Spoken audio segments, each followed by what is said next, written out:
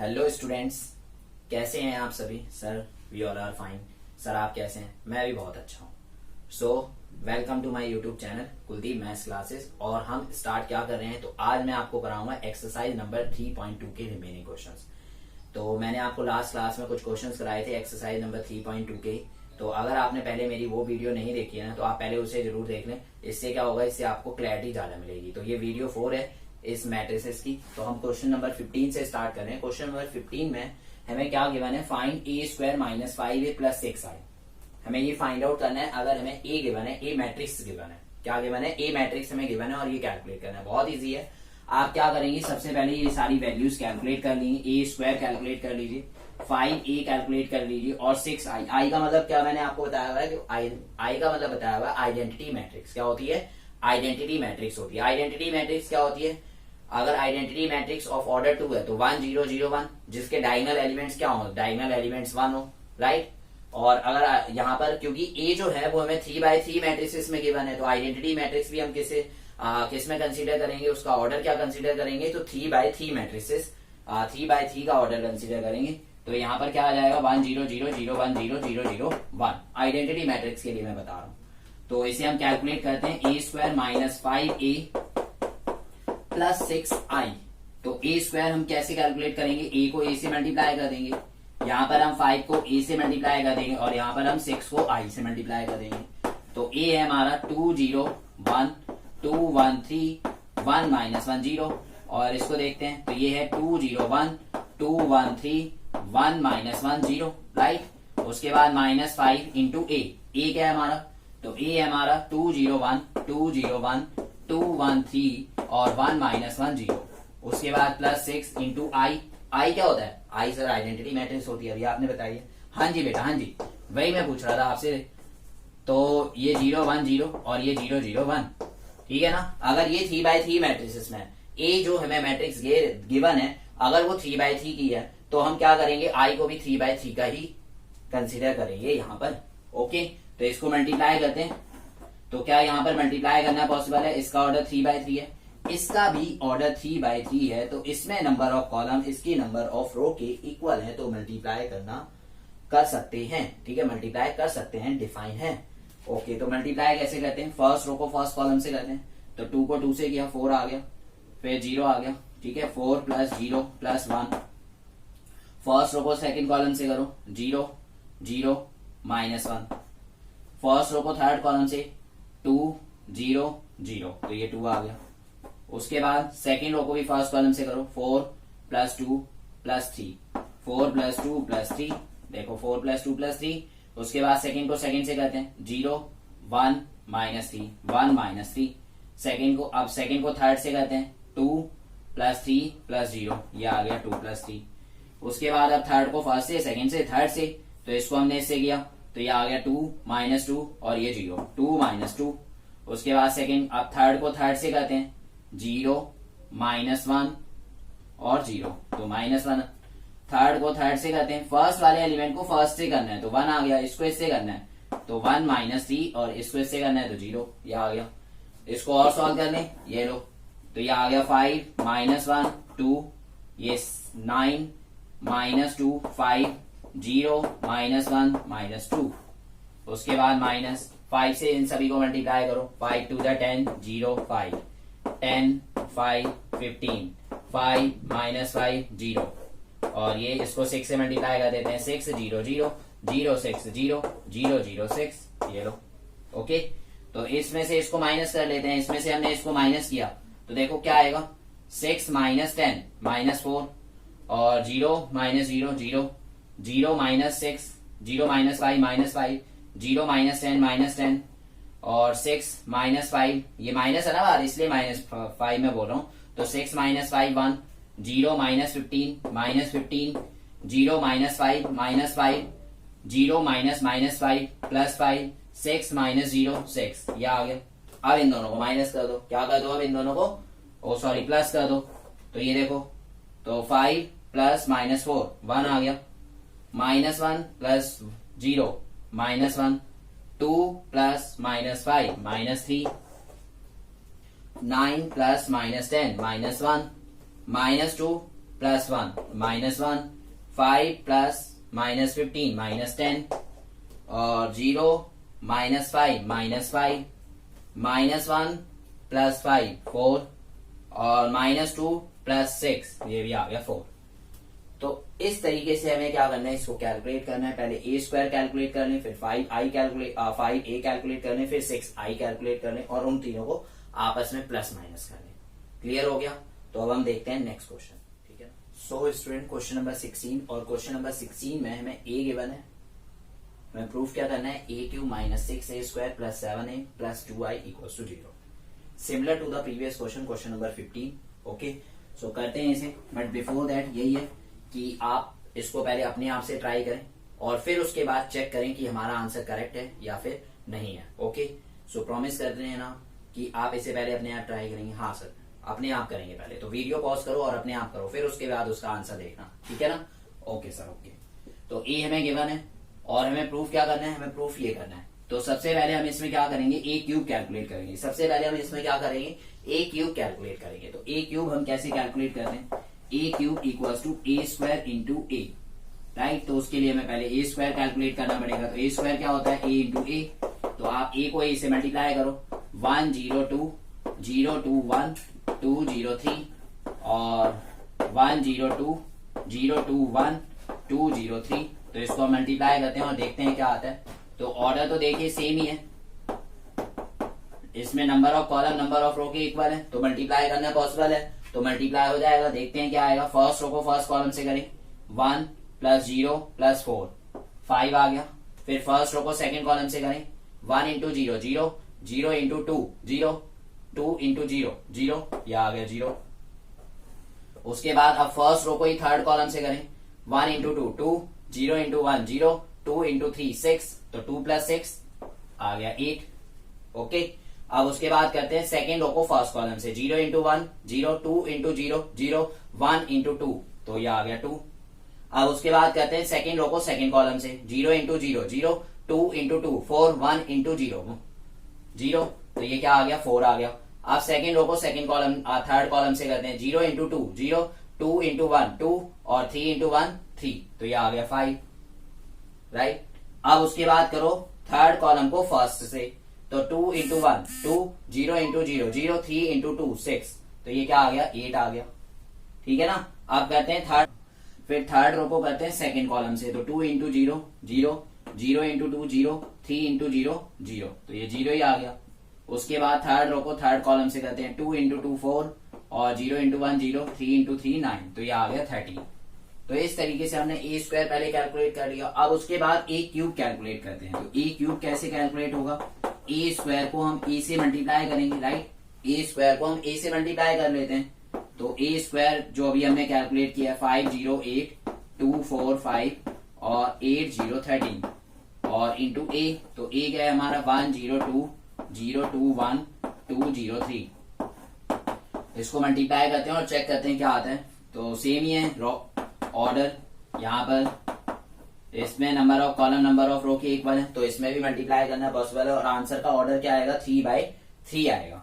तो सबसे पहले हम फर्स्ट रो को फर्स्ट कॉलम से करते हैं, 5 × 1 5 0, 8 to the 16, तो 16 + 5 21। उसके बाद फर्स्ट रो को सेकंड कॉलम से करते हैं, तो 5 × 0 0, 0 × 2 0, 8 × 0 0, तो ये 0 आ गया। फिर फर्स्ट रो को ही सेकंड थर्ड कॉलम से करते हैं, 5 × 2 10, ये 0, और ये 21, तो 10 और 21 नहीं, 8 3 24 34, 10 और 24 34। उसके बाद अब सेकेंड रो को फर्स्ट कॉलम से करो, तो ये आ गया 2, ये आ गया 0, ये आ गया 10, तो 2 + 10, ये 12 हो गया। उसके बाद अब सेकेंड रो को हम सेकेंड कॉलम से करते हैं, 2 × 0 0, 4 × 2 8, 5 × 0 0, तो ये क्या आ गया, 8 आ गया। अब सेकेंड रो को हम थर्ड कॉलम से करते हैं, 2 × 2 4, ये भी 4, ये 15, 4 + 4 8, 8 + 15 23। उसके बाद अब थर्ड रो को फर्स्ट कॉलम से करते हैं, 8 × 1 8, ये 0, ये 26, तो 26 + 8 34। उसके बाद थर्ड रो को हम सेकंड कॉलम से करते हैं, 0 0, ये भी 0, ये भी 0, तो ये भी 0 आ गया। उसके बाद थर्ड रो को थर्ड कॉलम से करते हैं, 8 to the 16, ये 0, ये 39, तो 39 और 16 क्या आ जाएगा, ये 40 55। तो ये हमने कैलकुलेट कर लिया ए क्यूब। अब हमें क्या करना है, इन सभी वैल्यूज में यहाँ पर इसे कंसीडर कर लेते हैं, जो कि हमें प्रूफ करना है। तो एलएचएस में लिखा हुआ है ए क्यूब माइनस 6a स्क्वायर और प्लस 7a और प्लस 2i इक्वल टू में 0 लाना है। ए क्यूब हमने कैलकुलेट कर ही लिया, 21 0 34 12 8 23 34 0 55। उसके बाद और हमें क्या लाना है, एक काम करते हैं, 6 को ए स्क्वायर से मल्टीप्लाई कर देते हैं। तो ए स्क्वायर हमने ये फाइंड आउट किया हुआ है, इसको 6 से मल्टीप्लाई करना है। तो 6 से मल्टीप्लाई करते हैं, 6 5 द 30 0 6 8 द 48 और 6 2 द 12 6 4 द 24 6 5 द 30 6 8 द 48 0 और 78। ठीक है, ये हमने 6 से मल्टीप्लाई कर दिया। उसके बाद क्या है, 7 इंटू ए, ये ए गिवन है, इसको 7 से मल्टीप्लाई कर लो। तो इसको हमने 7 से मल्टीप्लाई किया, 7 0 14 7 0 14। इसको भी करो 0 14 7 0 14 7। इसको भी करो 14 0 21 14 0 21। और लास्ट में क्या है, लास्ट में है प्लस 2i। क्या है लास्ट में, 2i। तो 2 को मल्टीप्लाई कर दो i से, तो 2 0 2 0 2 0 0 0 2। i क्या होता है, 1 0 0 0 1 0 0 0 1। तो 2 से मल्टीप्लाई करेंगे तो ये आ जाएगा। अब इन सभी को प्लस कर दो, प्लस और माइनस कर दो। तो फर्स्ट थर्ड और फोर्थ मैट्रिक्स को प्लस करना है और उसमें से इसको माइनस करना है। तो 21 प्लस 7 28 और प्लस 2 30। 30 में से 30 माइनस हुए, 0 आ गया। 0 0 0 0, ये तो 0 ही आ गया। उसके बाद 34 और प्लस 14 48 और वो 48। तो ये आ गया हमारा 48 माइनस 48, ये भी 0। 12 प्लस 0 12 माइनस 12 0 आ गया। अब ये 2 को कैलकुलेट करते हैं, 8 प्लस 14 22 और प्लस 2 24 और ये माइनस 24 है, तो ये भी 0 आ गया। 23 प्लस 7 30 और माइनस 30 है, तो ये भी 0 आ गया। 34 प्लस 14 48 और ये माइनस 48, तो ये भी 0 आ गया। फिर उसके बाद 0 0 0 0, ये तो 0 ही आएगा। उसके बाद ये देखो यहाँ पर 55 और 21, तो ये आ जाएगा 76 और प्लस 2 78 और माइनस 78, तो ये 0। तो ये आ गया हमारा इक्वल टू 0 और RHS क्या आ गई, ये 0 मैट्रिक्स आ गई। तो इस तरीके से इसको करना है क्वेश्चन नंबर 16 को। क्लियर है, नोट कीजिए। फिर हम करते हैं सो स्टूडेंट क्वेश्चन नंबर 17 करते हैं, और इसमें हमें क्या गिवन है, if a equals to 3 minus 2 4 minus 2 I equals to 1 0 0 1 identity matrix है। Find k so that a square equals to ka minus 2i। So equation यहाँ पर गिवन है हमें a square equals to ka minus 2i, तो इसका हम use करते हैं और k की वैल्यू फाइंड आउट करते हैं। तो a square is equals to ka minus 2i। a square कैसे कैलकुलेट होगा, अगर हम a को a से मल्टीप्लाई करेंगे, राइट। a को a से मल्टीप्लाई करेंगे तो a स्क्वायर आ जाएगा। a है यहाँ पर 3 माइनस 2 4 माइनस 2 और इसी को हम c से मल्टीप्लाई कर देते हैं, इज इक्वल टू के ए क्या है 3 माइनस 2 4 माइनस 2 और माइनस 2 इंटू आई है 1 0 0 1। देखो याद रखना कभी भी ना ए स्क्वायर ऐसे मत कैलकुलेट कर देना, 3 की स्क्वायर 9 माइनस 2 की स्क्वायर 4 4 की स्क्वायर 16 एंड माइनस 2 की स्क्वायर 4। ठीक है ना, स्क्वायरिंग का ये मतलब यहाँ पर नहीं है। आपको क्या करना है, ए को ए से मल्टीप्लाई करना है, ए मैट्रिक्स को ए मैट्रिक्स से मल्टीप्लाई करना है। याद रहेगा, हाँ सर याद रहेगा। तो मल्टीप्लाई कीजिए इसमें, तो 3 इंटू 3 9 और फर्स्ट रो को पहले फर्स्ट कॉलम से करना है। उससे पहले चेक कर लें कि मल्टीप्लाई करना भी पॉसिबल है या नहीं है। तो 2 बाई 2 है ना, number of column number of row के इक्वल है, तो मल्टीप्लाई करना पॉसिबल है। तो मल्टीप्लाई कर रहे हैं, फर्स्ट रो को फर्स्ट कॉलम से करेंगे, 3 इंटू 3 9 और 4 इंटू 2 8। तो क्या आ गया 9 minus 8 1। 3 into minus 2 minus 6 minus 2 into minus 2 plus 4 minus 6 plus 4 minus 2 minus 6 plus 4 minus 2। अब सेकेंड रो को फर्स्ट कॉलम से करते हैं, 4 इंटू 3 12 माइनस 2 इंटू 4 8 12 माइनस 8 4। अब सेकेंड रो को सेकेंड कॉलम से करते हैं, 4 इंटू माइनस 2 माइनस 8 और माइनस 2 इंटू माइनस 2 4, राइट। तो माइनस 8 और प्लस 4, तो क्या आएगा माइनस 4 आएगा। इज इक्वल्स टू में ये आ जाएगा 3k माइनस 2k, ये 4k और ये माइनस 2k और माइनस 2 0 0 2 2 0 0 2। अब इसे आप माइनस करें तो ये आएगा 3k माइनस 2 के और ये 4k और ये माइनस 2k माइनस 2। -2 और यहाँ पर है 1 -2 4 -4। सर आप क्या करें बेटा, आपको क्या करना है, आप इसमें से किसी भी एक वैल्यू के साथ कंपेयर कर दो। इक्वालिटी और मैट्रिसेस का कॉन्सेप्ट अप्लाई हो रहा है इसमें। तो टू मैट्रिसेस जो हैं वो यहाँ पर इक्वल हैं, तो क्या होंगे, उसके कॉरेस्पॉन्डिंग एलिमेंट्स इक्वल हो जाएंगे। तो सर किससे वैल्यू निकालें, इससे निकालें, इससे निकालें, इससे निकालें, किससे निकालें? बेटा किसी से भी निकाल दो, सभी से सेम ही आंसर आना है। तो जो सबसे इजी है उसका यूज करो। तो 4k इक्वल टू 4 तो k की वैल्यू क्या आ गई, 4/4 1, k इक्वल टू 1। तो इस तरीके से आपको करना है, इसमें k की वैल्यू निकालनी थी, so that a² equal to k -2y, right. तो ये हमने k की वैल्यू फाइंड आउट कर ली। क्लियर है, नोट करें। सो स्टूडेंट क्वेश्चन नंबर 18 में है if a equals to 0 -10 α/2 10 α/2 and 0 and I is the identity matrix of order 2। क्योंकि ये A मैट्रिक्स हमारी क्या है, 2/2 ऑर्डर की है, तो ये भी क्या होगी, 2/2 ऑर्डर की होगी। Show that I plus A equals to I minus A, और ये किसी मैट्रिक्स के साथ मल्टीप्लाई हो रहा है, तो ये हमें शो करना है कि LHS और RHS आपस में इक्वल है। ओके करते हैं, देखते हैं कैसा है ये क्वेश्चन। तो LHS में लिखा हुआ है सबसे पहले I प्लस A। तो I में हमें क्या करना है, A मैट्रिक्स को प्लस करना है। तो I यहाँ पर है 1 0 0 1, और A मैट्रिक्स हमें गिवन है 0 -10 α/2 और 10 α/2 और 0।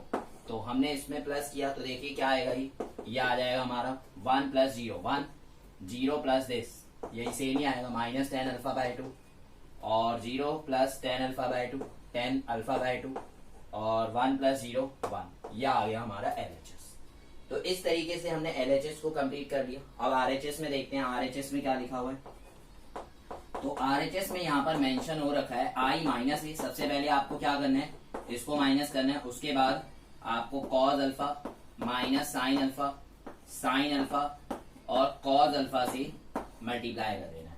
देखो ये क्वेश्चन ना थोड़ा सा डिफरेंट है इस एक्सरसाइज में, एक्सरसाइज नंबर 3.2 में। यहाँ पर ना कुछ ट्रिगों की आइडेंटिटी यूज होंगी, अभी मैं बताता हूँ। सबसे पहले ये तो आप क्या करें, सर इसमें क्या डिफरेंट है, कुछ भी डिफरेंट नहीं है। ओके बेटा ओके, कोई डिफरेंट नहीं है। पहले आप इसको क्या कर लें, पहले आप इसको माइनस कर लें। तो करते हैं, माइनस करते हैं, देखते हैं। I माइनस A करना है, ये हमारी आइडेंटिटी मैट्रिक्स है, ये A मैट्रिक्स है, इन दोनों को माइनस करने। 1 - 0 क्या आएगा, 1 आएगा, ठीक है ना। मैं दोबारा नहीं लिख रहा, इसी में से कर ले रहा हूँ। तो 1 - 0 1 0 माइनस दिस, तो ये प्लस हो जाएगा 10 α/2। फिर 0 माइनस दिस, तो -10 α/2 आएगा, और फिर उसके बाद 1 - 0 तो 1 ही आएगा। और ये सेम लिखो। सर क्या हम इसे सेम लिखते रहेंगे, नहीं। क्या आपने cos 2 थीटा का फॉर्मूला पढ़ा हुआ है? हाँ सर पढ़ा हुआ है 11th क्लास में। किस क्लास में? 11th क्लास में, ट्रिग्नोमेट्री के चैप्टर में आपने ये फॉर्मूले पढ़े हुए हैं। cos 2 थीटा का फॉर्मूला क्या होता था? तो cos 2 थीटा का फॉर्मूला होता था 2 tan थीटा अपॉन में 1 + tan² थीटा। यही आपने पढ़ा है? नहीं सर ये नहीं पढ़ा। फिर क्या पढ़ा है सर? हमने पढ़ा हुआ है 1 - tan² theta + 1 + tan² theta. Okay बेटा ओके, तो ये आपने cos 2 थीटा का फॉर्मूला पढ़ा है। अगर मैं आपसे पूछूं cos थीटा का फॉर्मूला बताओ तो क्या होगा? तो ये इसका जो थीटा है ना उसको हाफ कर दो, तो ये आ जाएगा 1 - tan² थीटा/2 डिवाइड में 1 + tan² थीटा/2। ओके, तो ये मैंने देखा। तो ये हमारा आ गया cos थीटा का फॉर्मूला। तो हम क्या करेंगे, cos अल्फा की जगह ये फॉर्मूला रख देंगे।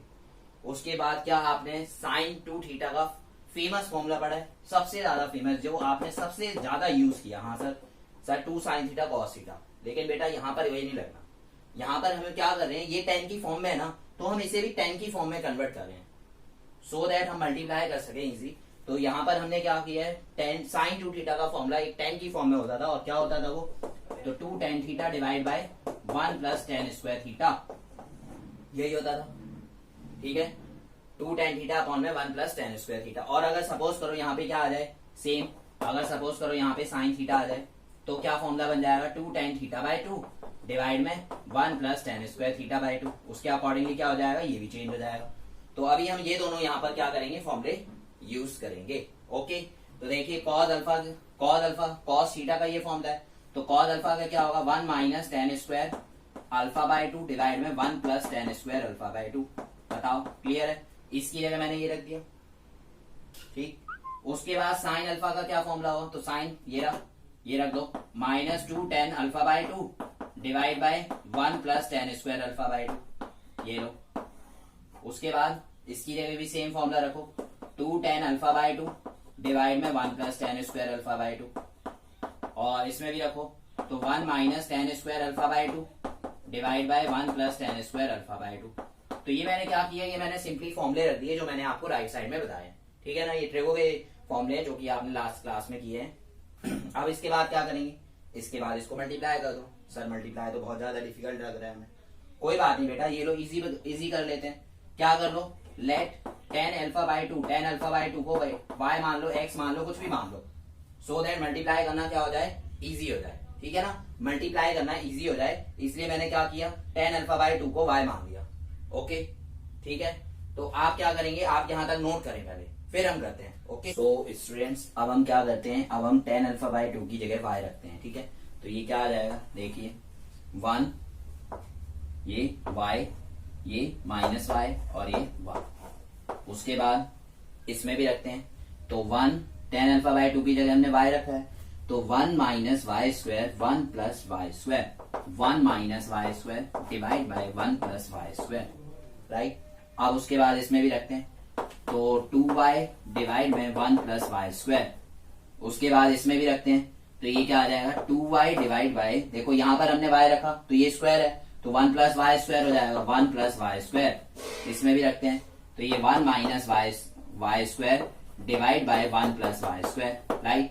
ये आ गया, तो हमने इन सब की जगह ये वैल्यू पुट कर दी। अब उसके बाद इसको मल्टीप्लाई कर लेते हैं। अब तो इजी हो गया ना, ये हमने टेन अल्फा बाय 2 की जगह y सिर्फ इस वजह से रखा है ताकि कैलकुलेशन मल्टीप्लाई करने में क्या रहे, इजी रहे।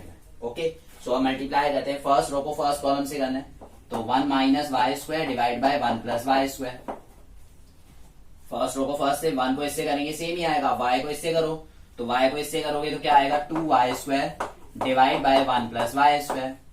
ये हमने फर्स्ट रो को फर्स्ट कॉलम से कर दिया। फर्स्ट रो को सेकंड कॉलम से करते हैं, तो 1 को इससे करेंगे, ये तो सेम ही आएगा, minus 2y divide by 1 plus y square.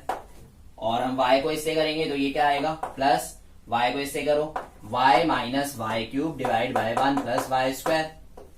Okay अब सेकंड रो को पहले फर्स्ट से करते हैं, फिर सेकंड रो को सेकंड से कर लेंगे, ठीक है। तो माइनस वाई को इससे किया, तो माइनस वाई दोनों से होगा ये multiply, minus y plus y cube divide by 1 plus y square. और 1 को इससे करोगे तो वो तो सेम ही आएगा, तो 2y डिवाइड में 1 प्लस वाई स्क्वायर। ओके अब करते हैं सेकंड को सेकंड से, तो माइनस वाई को हमने इससे किया, तो ये आ गया 2y square divide by 1 plus y square. और 1 को इससे किया तो ये तो सेम ही रहेगा, 1 माइनस वाई स्क्वायर डिवाइड में 1 प्लस वाई स्क्वायर। सर ये क्यों लिख रखा है बेटा, ये LHS है ना जो हमें लाना है, ठीक है, इसलिए मैंने लिखा हुआ है। अब इसके बाद क्या, इसके बाद इन सभी को प्लस कर लो, तो देखो क्या आएगा, minus y square plus 2y square, क्या आ जाएगा, plus y square, 1 plus y square divide by 1 plus y square. Okay इसे देखिए बेटा, सबके डिनोमिनेटर सेम है ना, तो numerator as it is add हो जाएंगे, माइनस 2y प्लस वाई क्या आएगा, minus y minus y cube, minus y cube divide में 1 प्लस वाई स्क्वायर। ठीक है यहाँ तक, हाँ सर ठीक है।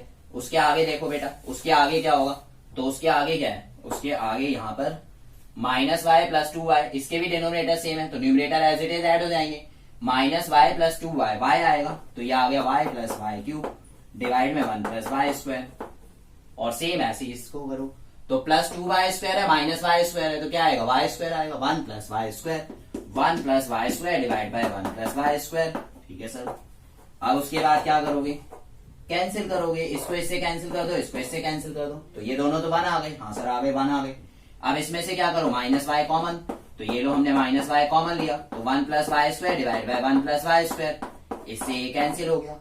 ओके इसमें y कॉमन लो, y कॉमन लिया तो 1 plus y square divide by 1 plus y square, इससे ये भी कैंसिल और ये भी 1, तो क्या आ गया, ये आ गया 1। सर y की जगह हमने एज्यूम किया था कुछ, यस, तो उसकी वैल्यू पुट कर दो, minus ten alpha by 2, y को हमने टेन अल्फा बाय 2 रखा था, तो ये लो, ये हमने वापस से इसमें पुट कर दिया, ये आ गया।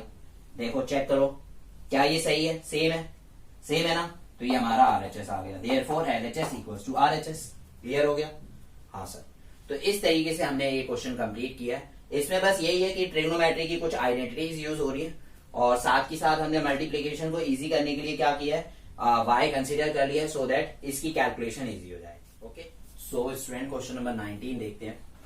A trust fund has ₹30,000। एक कोई फंड है, जैसे प्राइम मिनिस्टर रिलीफ फंड होता है, तो इसी तरीके से यहाँ पर क्या है, कोई भी फंड हो सकता है। तो यहाँ पर हमें एक ट्रस्ट फंड दे रखा है, किसी भी कंपनी का है, तो उसमें ना हैज ₹30,000, उनके पास कितने रुपीज है उस फंड में 30,000 है। That must be invested in two different types of bond. जिसे क्या करना चाहते हैं वो डिफरेंट 2 टाइप्स के बॉन्ड में इन्वेस्ट करना चाहते हैं। द फर्स्ट बॉन्ड पे 5% interest per year and the second bond पे 7% इंटरेस्ट पर ईयर। और उस पर क्या होगा, पहले बॉन्ड पर उन्हें 5% का इंटरेस्ट मिलेगा और दूसरे बॉन्ड पर 7% का इंटरेस्ट मिलेगा। तो एक बार और सुनो इसकी कहानी क्या है।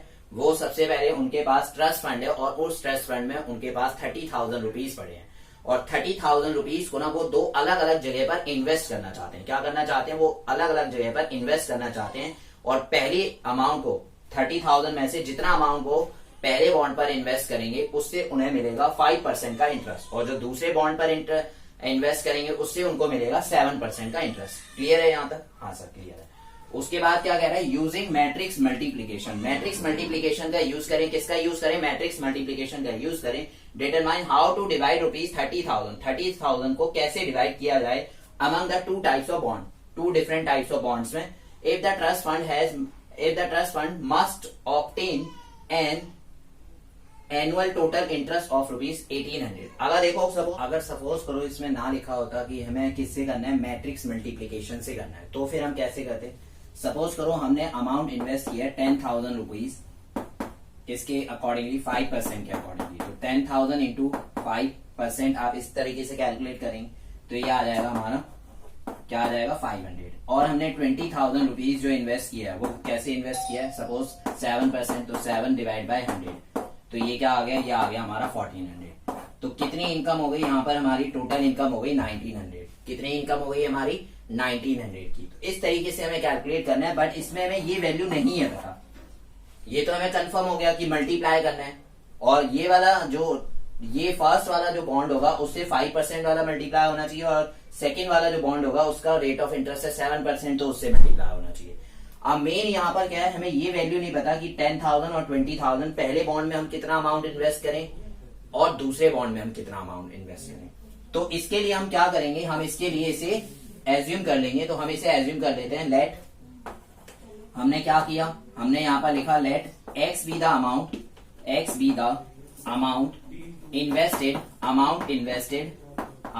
Invested in bond 1, okay, and 30,000 minus x be the amount invested in bond 2, okay। सो यहाँ पर हमें क्या गिवन है, यहाँ पर हमें गिवन है 30,000 रुपीज और 30,000 रुपीज को हमने फर्स्ट बॉन्ड में और सेकंड बॉन्ड में इन्वेस्ट किया। तो हमें नहीं पता, तो इसलिए हमने क्या मान लिया, हमने मान लिया कि फर्स्ट बॉन्ड में हम x रुपीज इन्वेस्ट कर रहे हैं और सेकंड बॉन्ड में देन हम कितना अमाउंट इन्वेस्ट करेंगे, 30,000 माइनस एक्स, क्योंकि हमें टोटल वैल्यू तो पता है ना, टोटल वैल्यू पता है। तो अगर हमने इसमें x रुपीज इन्वेस्ट किए तो इसमें कितने इन्वेस्ट करेंगे हम, 30,000 माइनस एक्स इन्वेस्ट करेंगे, करेक्ट, ओके। अब उसके बाद ये जो है ये हमें कितना परसेंट का इंटरेस्ट दे रहा है, 5%। 5% का मतलब 5 डिवाइड बाय 100, 0.05, और इससे हमें कितना इंटरेस्ट मिल रहा है, तो 7%। 7% मीन 7 बाय 100, 0.07। तो इसमें 2 इन्फॉर्मेशन हमें दे रखी है। पहली इन्फॉर्मेशन है जो हमने अमाउंट इन्वेस्ट किया है डिफरेंट टाइप्स ऑफ बॉन्ड में, और सेकंड जो इन्फॉर्मेशन है वो हमारी क्या है, तो सेकंड इन्फॉर्मेशन में लिखा हुआ है कि उनसे हमें क्या इंटरेस्ट इनकम हो रही है, उसका रेट ऑफ इंटरेस्ट दिया हुआ है, राइट। उसका हमें क्या दे रखा है, रेट ऑफ इंटरेस्ट दे रखा है। तो उसके लिए हम क्या करेंगे, सबसे पहले हम लिखेंगे मैट्रिक्स ए। जो फर्स्ट इन्फॉर्मेशन है ना, फर्स्ट इन्फॉर्मेशन को मैट्रिक्स ए से रिप्रेजेंट कर देते हैं। तो matrix A shows that the amount invested in different types of bond, ठीक है, amount invested in different types of bond. तो ए मैट्रिक्स हमारी क्या आ गई, एक्स है और 30,000 माइनस एक्स, इसको हमने ए मैट्रिक्स बोल दिया। ये फर्स्ट हो गया, ये सेकंड बॉन्ड में हमने इन्वेस्ट किया। उसके बाद अब हम लिख देते हैं मैट्रिक्स बी। मैट्रिक्स बी क्या रिप्रेजेंट कर रही है, तो matrix B shows that the rate of interest of different types of bond, ठीक है ना, रेट ऑफ इंटरेस्ट को ये रिप्रेजेंट कर रही है। तो बी मैट्रिक्स को मैंने क्या किया, मैंने इसको कॉलम में अरेंज कर दिया। सर इसको कॉलम में और उसको रो में, ऐसा क्यों, ऐसा इसलिए ताकि ये इससे मल्टीप्लाई करना पॉसिबल हो। ये तो आपको पता लग गया मल्टीप्लाई करना है, तो इसलिए हम क्या करेंगे, इसको अगर हमने रो में अरेंज किया तो इसको कॉलम में अरेंज करना पड़ेगा, so that we can multiply the 2 matrices, right, ताकि हम मल्टीप्लाई कर सके। तो इस तरीके से हमने इसको कंसीडर किया। अब उसके बाद क्या, उसके बाद अब ये कि अब हमें इसमें क्वेश्चन नंबर ए पार्ट में क्या दे रखी है, हमें इनकम दे रखी है। तो जब हमने इसको इससे मल्टीप्लाई किया, जब हमें टोटल अमाउंट जो हमने इन्वेस्ट किया और उससे जो रेट ऑफ इंटरेस्ट दे रखा है, अगर हम इन दोनों को आपस में मल्टीप्लाई करेंगे तो फर्स्ट केस में हमें क्या बताया हुआ है कि इसमें हमें टोटल इंटरेस्ट इनकम जो होगी वो 1800 हो रही है। कितनी इंटरेस्ट इनकम हो रही है, 1800 हो रही है। तो इसको लिखते हैं और मल्टीप्लाई करते हैं, तो ये x है और 30,000 माइनस x है, और उसके बाद क्या है 0.05 और 0.07, 0.05 और 0.07 इक्वल्स टू में 1800। मल्टीप्लाई करो, फर्स्ट रो को फर्स्ट कॉलम से करना है। देखो 1/2 है और ये क्या है 2/1 है, मल्टीप्लाई करना हो गया ना पॉसिबल, इस तरीके से में करना है। तो इसको इससे मल्टीप्लाई किया तो 0.05x, इसको इससे करो, इसको इससे करोगे तो ये आएगा 2100 और minus 0.07x, right, equals to में क्या सर इक्वल्स टू में बेटा 1800 ही है, वो तो सेम ही चल रहा है। अब इसको इससे कर लो तो ये आ गया 0.02x और प्लस 2100 इक्वल्स टू में 1800। अब ये इसको उधर भेज दो तो 0.02x और ये उधर गया तो क्या आ जाएगा, ये आ जाएगा हमारा माइनस 300। तो x की वैल्यू क्या आ गई, माइनस 300 डिवाइडेड बाय 0.02, माइनस इससे माइनस कैंसिल, इसको इससे डिवाइड कर दो तो क्या आ गया ये 15,000। तो इसका मतलब क्या हो गया, इसका मतलब ये हो गया कि हमने फर्स्ट वाले बॉन्ड में 15,000 रुपीज इन्वेस्ट किए हैं, क्योंकि हमने इसी को क्या एज्यूम किया था, x एज्यूम किया था। तो दूसरे बॉन्ड में हमने कितना पैसा लगाया 30,000 माइनस x, यानी कि 30,000 माइनस 15,000 इक्वल्स टू 15,000। तो इस तरीके से आपको करना है, ठीक है ना। सबसे पहले हमने मैट्रिक्स ए, जो भी इंफॉर्मेशन है ना, डिफरेंट टाइप्स की इंफॉर्मेशन को डिफरेंट मैट्रिक्स में आपको क्या करना है, अरेंज करने हैं, और फिर उसके बाद उनको मल्टीप्लाई कर देना है, क्योंकि लिखा हुआ है ना यूजिंग मैट्रिक्स मल्टीप्लीकेशन, तो इसलिए हमने ऐसा किया है। और याद रखना, अगर पहली मैट्रिक्स को आपने रो में अरेंज किया तो दूसरी को क्या करोगे, कॉलम में अरेंज करोगे, ताकि हम उसे क्या कर सके, मल्टीप्लाई कर सके। हाँ सर क्लियर है हमें। तो अब इसका सेकंड पार्ट कौन करेगा, सर हम करेंगे। हाँ आपको ही करना है, ठीक है ना सर, बता दो कैसे करना है। इसमें भी अब मैं बताऊं आपको कैसे करना है। आप अभी 1800 है ना, 1800 की जगह आप क्या रख देंगे 2000, क्योंकि आप क्या है, बस इंटरेस्ट इनकम ही तो चेंज हुई है, ठीक है। इंटरेस्ट इनकम अगर 2000 है तो हमने पहले बॉन्ड में कुछ और अमाउंट इन्वेस्ट किया होगा, दूसरे बॉन्ड में कुछ और अमाउंट इन्वेस्ट किया होगा, तो वही आपको कैलकुलेट करना है, ठीक है ना। तो आप इसका सेकंड पार्ट आप करेंगे, और अब हम कर रहे हैं क्वेश्चन नंबर 20, ठीक है। क्वेश्चन नंबर 20 देख रहे हैं। The book shop of a particular school, the book shop of a particular school has 10 dozen chemistry books. Chemistry books कितनी है, 10 dozen, 10 into 12 120 number of books हैं केमिस्ट्री की। And 8 dozen physics books, physics books कितनी है, number of physics books equals to 8 dozen, 8 into 12 equals to 96 books. And 10 dozen economics books, 10 multiply 12 equals to 120 number of books हैं economics की। Their selling price, तो अभी तक जो बात हुई है ना वो किसकी हुई है, नंबर ऑफ बुक्स की। देखो ये दोनों क्वेश्चन ना 19 और 20 किस पर बेस्ड है, एप्लीकेशन बेस्ड है। तो अब इसमें हमें 2 इन्फॉर्मेशन गिवन है, और वो इन्फॉर्मेशन क्या है, तो वो 2 इन्फॉर्मेशन जो है वो ये है कि इसमें फर्स्ट तो हमें नंबर ऑफ बुक्स दे रखी है डिफरेंट सब्जेक्ट्स की, और सेकेंड जो इन्फॉर्मेशन है वो है डिफरेंट प्राइस हमें दे रखे हैं सब्जेक्ट्स के। तो हमें क्या करने होंगे, हमें उन दोनों ही इन्फॉर्मेशन को डिफरेंट मैट्रिक्स में अरेंज करना है, और फिर हम क्या करेंगे, मल्टीप्लाई करेंगे। इसमें मैं यूजिंग मैट्रिक्स मल्टीप्लीकेशन नहीं लिखा, क्या लिखा है, मैट्रिक्स अलजेब्रा। वो आपको अपने आप से पता लगाना होता है कि इसमें प्लस होगा, माइनस होगा या मल्टीप्लाई होगा, जो भी होगा। तो यहाँ पर जैसे देखो, अगर मैं आपको बोलता हूँ कि सपोज करो 1 बुक है वो 100 की है, तो 100 इंटू 1 करेंगे आप। और अगर मैंने आपको बोला कि 2 बुक परचेज करके लाओ तो 100 इंटू 2 कर देंगे, और 3 बुक परचेज करके लाओ तो 100 इंटू 3 कर देंगे। तो इससे हमें पता लग रहा है कि अगर सपोज करो यहाँ पर लिखा हुआ है 1 बुक जो है वो 80 रुपीज की है, और यहाँ पर टोटल 120 जो बुक्स हैं वो परचेज वो यहाँ पर क्या कर रहे हैं, ये सेल कर रहे हैं। तो अगर 1 बुक का हमें प्राइस पता है तो 120 का भी पता लग जाएगा, 100 का भी पता लग जाएगा। तो इसलिए हम क्या कर रहे हैं, यहाँ पर मल्टीप्लाई। तो वो आपको लॉजिकली सोचना है कि प्लस होगा, माइनस होगा, मल्टीप्लाई होगा, क्या होगा, और फिर उसके अकॉर्डिंगली आपको उसे फॉलो करना है। तो यहाँ पर हम क्या कर रहे हैं, यहाँ पर सबसे पहले इन्फॉर्मेशन को रिप्रेजेंट कर दे रहे हैं। तो let A matrix shows the number of books of different subjects। तो हमें 3 सब्जेक्ट्स गिवन है, डिफरेंट सब्जेक्ट्स की जो बुक्स हैं वो मैट्रिक्स ए रिप्रेजेंट कर रहा है। तो कितनी बुक्स हैं, ये हमारी 10 डजन है तो 10 इंटू 12, और ये है 8 डजन तो 8 इंटू 12, और ये हमारी नेक्स्ट 10 डजन ये भी है तो 10 इंटू 12, तो ये हमारा क्या आ जाएगा, ये आ जाएगा 120, ये 96 और ये भी 120। तो मैं नंबर ऑफ बुक्स दे रखी हैं, और ये बुक्स हैं हमारी किस किस की हैं, तो सबसे पहले केमिस्ट्री बुक्स हैं, फिर उसके बाद फिजिक्स बुक्स हैं, और उसके बाद इकोनॉमिक्स की बुक्स हैं, राइट। अब उसके बाद हम लिख देते हैं let B matrix shows that the selling price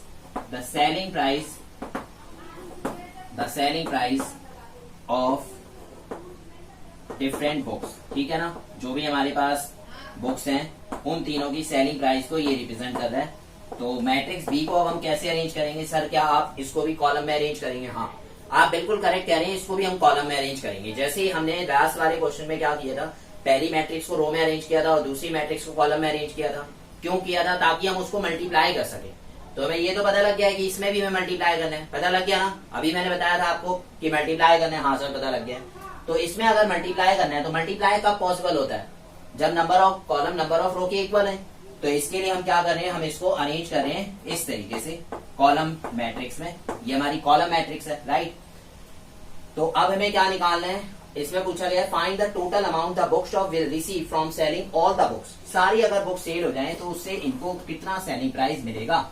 तो टोटल सेलिंग प्राइस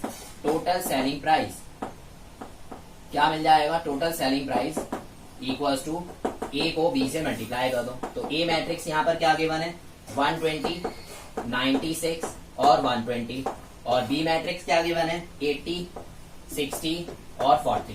तो देखो इसका ऑर्डर क्या है, इसका ऑर्डर है 1/3 और इसका ऑर्डर क्या है 3/1। हाँ सर आपने बिल्कुल करेक्ट कहा था कि ये दोनों मल्टीप्लाई तभी होंगे। देखो पहली को हमने रो मैट्रिक्स कंसीडर किया, दूसरी वाले को कॉलम मैट्रिक्स कंसीडर किया, तो वो दोनों मल्टीप्लाई हो गए, ठीक है ना। तो अब जो chemistry number of chemistry books हैं वो उसी की सेलिंग प्राइस से मल्टीप्लाई होना चाहिए। तो देखो जब हम इसको इससे मल्टीप्लाई करते हैं तो पहला अमाउंट पहले से होता है, तो 120 को इससे किया तो ये आ गया 9600। फिर उसके बाद ये वाला इससे होना चाहिए मल्टीप्लाई, तो देखो हो भी रहा है ना। तो ये हमारी फिजिक्स बुक्स और ये है फिजिक्स बुक्स का सेलिंग प्राइस, तो ये इससे मल्टीप्लाई हो रहा है। तो 6 6 जा 36 और 6 9 जा 54, 57, ठीक है। और उसके बाद ये इससे मल्टीप्लाई होना चाहिए, तो ये है 4800, इसको इससे मल्टीप्लाई किया। अब इन तीनों को प्लस कर दो तो टोटल सेलिंग प्राइस हमें पता लग जाएगा, राइट। 15 6 21, 11 5 16 और 4 20, 20,160। तो ये है इसका टोटल सेलिंग प्राइस। क्लियर हो गया आपको क्वेश्चन? हाँ सर। तो ये दोनों क्वेश्चंस हमने देखे हैं, ये दोनों क्वेश्चंस हमारे एप्लीकेशन पर बेस्ड थे। तो जनरली इस एक्सरसाइज में और कोई क्वेश्चन नहीं है गिवन, सिर्फ यही दोनों क्वेश्चन है 19 और 20, और कुछ एक दो एग्जाम्पल दे रखे हैं, तो वो आप अपने आप से ट्राई करना। ओके, अगर नहीं आएंगे तो कमेंट बॉक्स में बताना, मैं आपके लिए वीडियो बना दूंगा इसके लिए, ठीक है। तो करते हैं नेक्स्ट क्वेश्चन। सो स्टूडेंट अब हम बात करेंगे question number 21 and question number 22 की। और पहले मैं आपको एक बात बता देता हूँ कि ये जो क्वेश्चंस है ना, ये मल्टीपल चॉइस क्वेश्चंस है हमारे, तो इस पर बेस्ड जनरली ना आपके एग्जाम में क्वेश्चन पूछे जाते हैं जो 1 मार्क के क्वेश्चंस होते हैं। अगर हम 2019 और 20 की बात करें तो उस मार्किंग स्कीम के अकॉर्डिंगली 1 मार्क के एमसीक्यू क्वेश्चन टोटल 10 पूछे जाते थे, राइट। तो काफी क्वेश्चन जो होते हैं वो इसी पर बेस्ड होते हैं, जो आपकी एक्सरसाइज के लास्ट में जो 2 और मोर क्वेश्चन गिवन होते हैं, 2 3 किसी में, तो उन्हीं में से जनरली क्वेश्चन एग्जाम में पूछे जाते हैं। तो ये लॉजिकल एक क्वेश्चन है और एक लॉजिकल क्वेश्चन है, देखते हैं इसको कैसे करना है। तो दे रखा है assume that X Y Z W and P R the matrices. ये सारी मैट्रिसेस हैं, एक्स मैट्रिक्स है, वाई है, जेड है, डब्ल्यू है और P R the matrices of order. इनका ऑर्डर हमें दे रखा है 2/n, 3/k, 2/p, n/3 और p/k respectively. Choose the correct answer, select the correct answer. तो देखते हैं। और पहला क्वेश्चन हमसे पूछा गया, इसमें पूछा गया 21 में, द रिस्ट्रिक्शंस ऑन NKP। हमें क्या बतानी है, रिस्ट्रिक्शंस बतानी, कंडीशंस बतानी है, रिस्ट्रिक्शंस बताएंगे, so that py and plus wy will be defined. क्या हो, py और wy क्या हो जाए, डिफाइन हो जाए। ओके, देखते हैं। तो इसका सॉल्यूशन, इसके 4 ऑप्शन है, देखते हैं क्या है। तो py प्लस wy, देखिए p क्या है हमारी, ये सारी की सारी हमारी मैट्रिसेस हैं। तो p जो मैट्रिसेस है इसका ऑर्डर हमें क्या दे रखा है, यहां से हम लिख लेते हैं x y z w p, last में है p, तो ये रहा इसका ऑर्डर p/k। इसका ऑर्डर क्या है, p/k। और y का ऑर्डर क्या है, y का ऑर्डर देखिए, y का ऑर्डर तो x y सेकंड प्लेस पे है तो 3/k, इसका ऑर्डर क्या है 3/k है।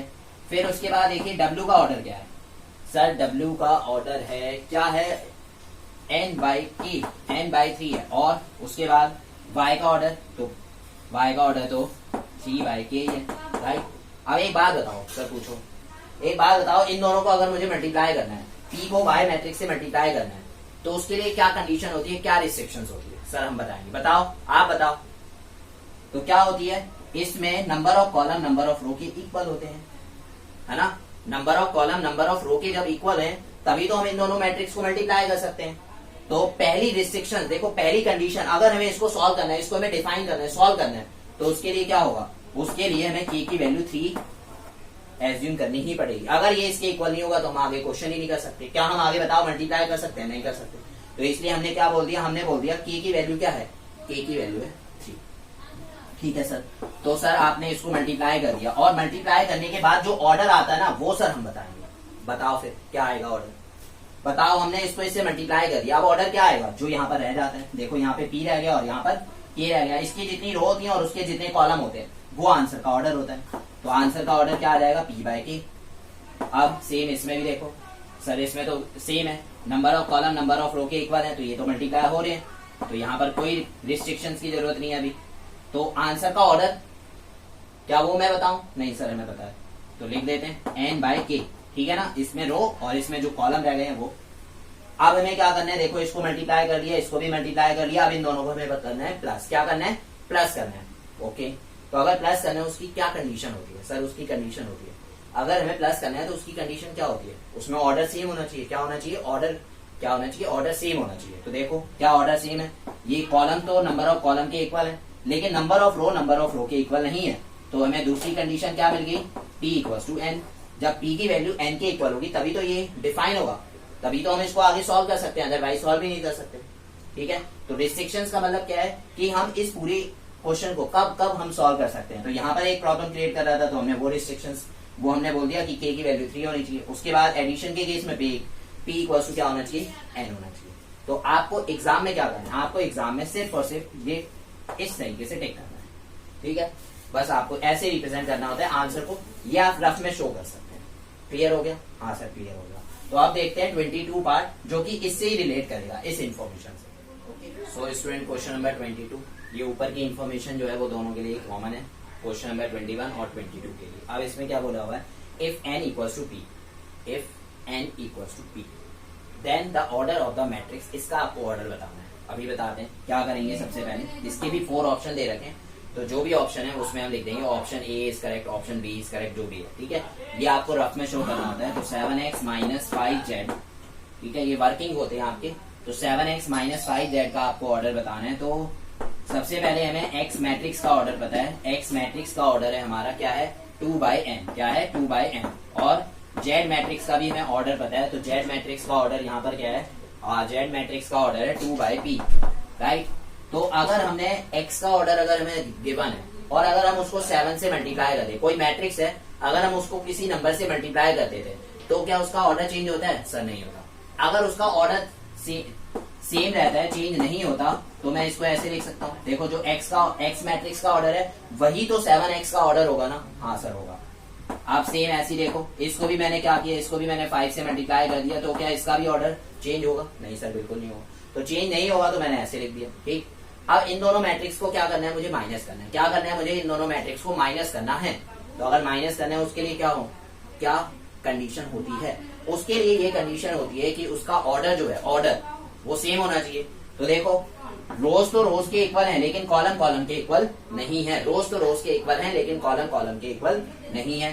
तो इसका मतलब क्या हुआ कि ये इसके इक्वल होना चाहिए, n की वैल्यू p के इक्वल होना चाहिए, तभी ये क्या है, तभी ये डिफाइन होगा। तो हमसे तो सिंपल ये पूछा गया है ऑर्डर बताइए, तो ऑर्डर क्या होगा इस मैट्रिक्स का, तो ऑर्डर होगा, देखो रो तो सेम रहेंगी, रो क्या रहेंगी, रो सेम रहेंगी, लेकिन कॉलम जो है या तो n हो सकते हैं या फिर क्या हो सकते हैं, या फिर p हो सकती है, ठीक है। तो जो भी ऑप्शन में दे रखा है ना 2/n या 2/p, दोनों 2/n गिवन है, 2/p नहीं है गिवन, तो इसलिए ऑप्शन बी हो जाएगा करेक्ट। कौन सा ऑप्शन करेक्ट हो जाएगा, ऑप्शन बी।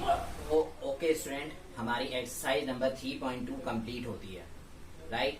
तो आप इसकी एक बारी दोबारा से प्रैक्टिस करेंगे, क्योंकि मैंने आपको बोला हुआ है मैथ्स का सिर्फ और सिर्फ एक ही फंडा, और वो क्या है, रेगुलर प्रैक्टिस। तो आप रेगुलर प्रैक्टिस करते रहें, ओके। और अगर आपको ये वीडियो पसंद आई है तो लाइक करें, साथ ही साथ सब्सक्राइब कर लें ताकि आपको टाइमली वीडियो मिलती रहे, और शेयर करना ना भूलें, अपने फ्रेंड्स के साथ शेयर भी कर दें उसे, okay. So bye bye, take care, and मिलते हैं नेक्स्ट क्लास में, ओके। सो जय।